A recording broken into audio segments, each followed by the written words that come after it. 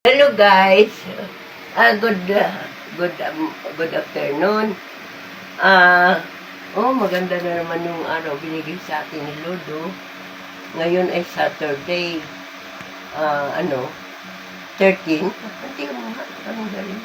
13. 13.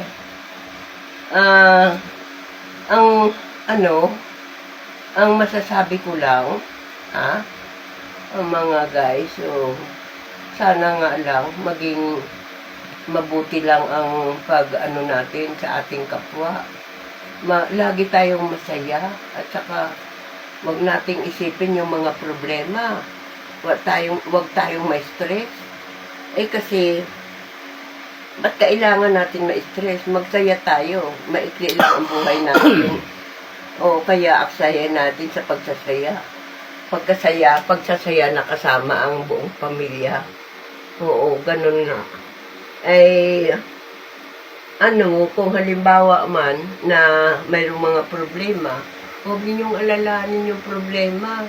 Kasi yung problema ang mamumroblema sa inyo. Hindi kayo ang mamumroblema. Kaya bayaan mo sila. Tsaka huwag kayong ma-stress. Kasi ayaw ko ma-stress Kasi mahirap pag na-stress.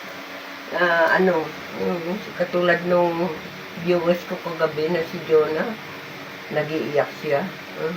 Nasa siya saan ba yun? Sa Bahrain. Naawa naman ako sa kanya. Ano magagawa ko? Ang layo niya. Kaya nga sabi ko sa kanya, huwag siya ma-stress. Manalangin siya sa mahal na Panginoon Diyos na tulungan siya nga maging masaya, na wag mag-alala sa kung ano pa man ang alalahanin sa buhay. Ganun lang. Yun lang masasabi ko. Wala nang iba.